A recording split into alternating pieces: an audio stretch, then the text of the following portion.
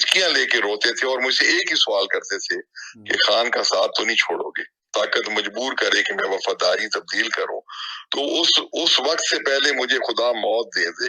हमारी 200 से ज्यादा सीटें हैं, इवन फॉर्म 47 जिनको इशू हो गए वो भी कैंसिल करके दोबारा इशू किए गए। हमारे जो लोग हैं दिन में 10, 20, 30 उठाए जा रहे थे। इमरान खान इस वक्त उम्मत मुसलमा का लीडर है। तो क्या वक्त आने पर ये सीट आप इमरान खान को वापस कर देंगे? और मैं हल्फ उठाने के बाद उम्मत मुसलमा के लीडर इमरान खान के लिए अपनी सीट से इस्तीफा दे रहा हूँ।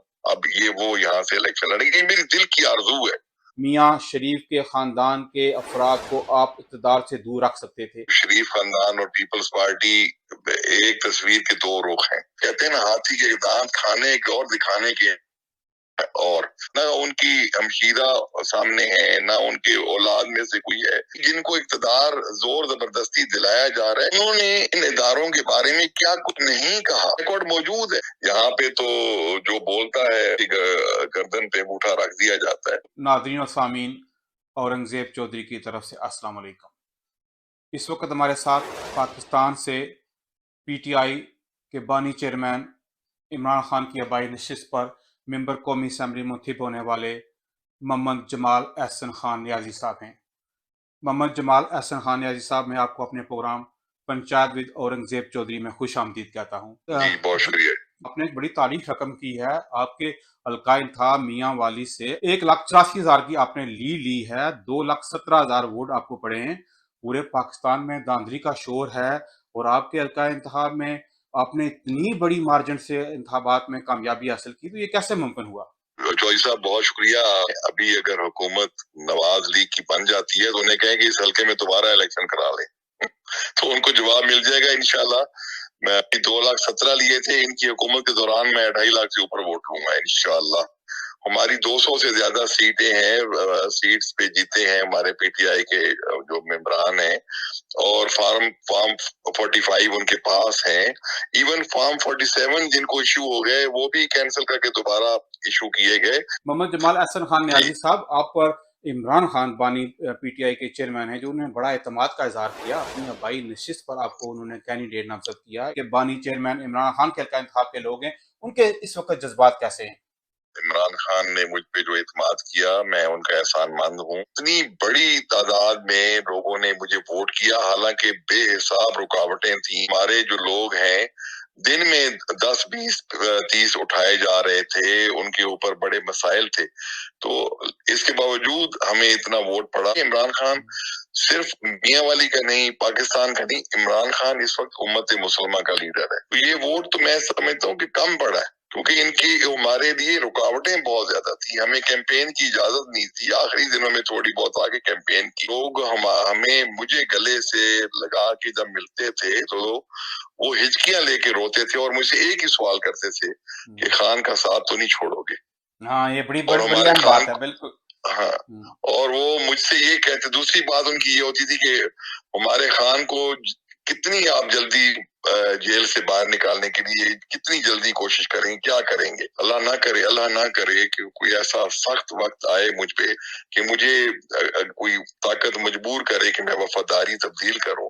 तो उस वक्त से पहले मुझे खुदा मौत दे दे। क्या आपको किसी भी तरफ से कोई प्रेशर डाला गया, कोई इस तरह की सख्ती, कोई इस तरह के मसाइब तकालीफ से आपको दो चार होना पड़ा? नहीं, क्योंकि वफादारी चेंज करने के हवाले से मुझे अल्हम्दुलिल्लाह अल्लाह ताला आखिर वक्त तक खैर रखे, मुझ पे ऐसा कोई प्रेशर नहीं डाला गया। लेकिन इलेक्शन कैंपेन के दौरान हमारे लिए बहुत मसाइल थे। हमारे लोगों को हमें इजाजत इस तरह से नहीं थी जिस तरह दूसरी पार्टियों के लोग कैंडिडेट्स जो हैं वो खुले जाम जलसे कर रहे हैं, रैलियां निकालते हैं। हमारे लिए मसाइल थे, हमारे लोगों को पकड़ा जा रहा था। तो क्या वक्त आने पर ये सीट आप इमरान खान को वापस कर देंगे कि ये सीट अपने पास ही रखेंगे? इसके मुस्तकबिल के हवाले से आपकी क्या ख्वाहिश होगी? आपकी ख्वाहिश क्या होगी?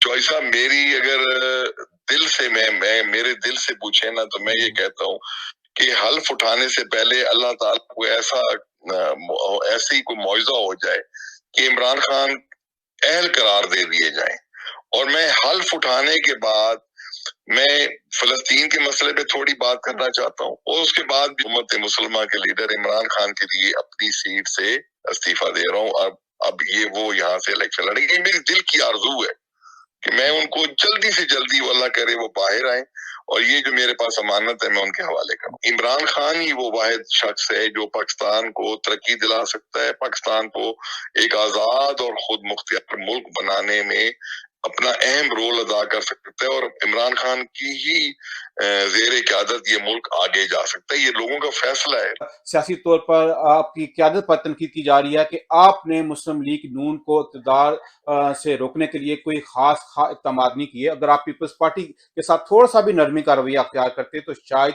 میاں شریف کے خاندان کے افراد کو آپ اقتدار سے دور رکھ سکتے تھے. تو کیا نہیں سکتے پیپلز پارٹی کو سیاسی حکمت عملی اپناتے ہوئے، جس طرح آپ نے مولانا فضل الرحمان کے ساتھ تھوڑا سا نرمی کا رویہ اختیار کیا، اس طرح اگر پیپلز پارٹی کے ساتھ کرتے تو آج شریف خاندان اقتدار سے باہر ہوتا؟ دیکھیں ہمارے نزدیک تو شریف خاندان اور پیپلز پارٹی ایک تصویر کے دو رخ ہیں.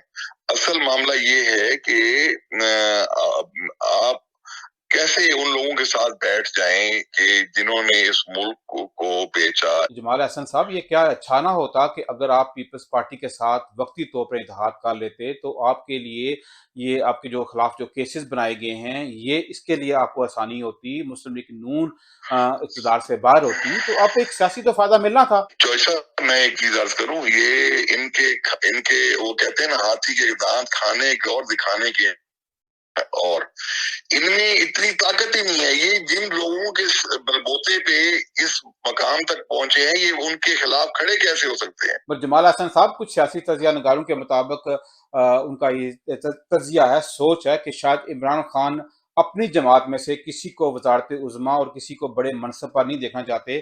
وہ نہیں چاہتے کہ ان کی عدم موجودگی میں کوئی وزارت عظمیٰ تک یا کسی بڑے منصب تک پہنچے، تو اس لیے انہوں نے پیپلز پارٹی کے ساتھ اتحاد نہیں کیا. عمران خان پاکستان کا واحد لیڈر ہے. ان کے خاندان میں سے ایسا بندہ نہیں جو حکومت میں آئے گا، نہ ان کی ہمشیرہ سامنے ہے، نہ ان کے اولاد میں سے کوئی ہے جو حکومت سنبھالے گا. ایسا کچھ بھی نہیں ہے. جب ایک بندہ اپنے خون کے رشتے کو اپنے بعد پاور میں نہیں لانا چاہتا تو یہ اس کے بارے میں کیسا سوچا جا سکتا ہے کہ جی وہ اپنے بغیر کسی کو وزیر اعظم نہیں دیکھ سکتا. ایسا یہ غلط اثر ہے، بالکل غلط اثر ہے. اور سیاسی تجزیہ نگاروں کے مطابق پارلیمانی پارٹی ہے وہ اس حق میں تھی ہر صورت مسلم لیگ نون کو اقتدار سے دور رکھا جائے کہ ان کے لیے بڑے مسائل ہیں، کیسز کا وہ سامنا کر رہے ہیں. تو انہوں نے عمران خان صاحب کو پارٹی قیادت کو تجویز دی تھی کہ نون کو اقتدار سے دور رکھنے کے لیے ہمیں کسی نہ کسی صورت پیپلز پارٹی کے ساتھ اتحاد میں جانا چاہیے. کیا لوگوں کی یہ رائے تھی؟ نہیں، مجھے اس بارے میں بالکل علم نہیں ہے کہ ایسی رائے تھی، اور پھر خان اگر ایسی رائے تھی تو خان نے کیا جواب دیا.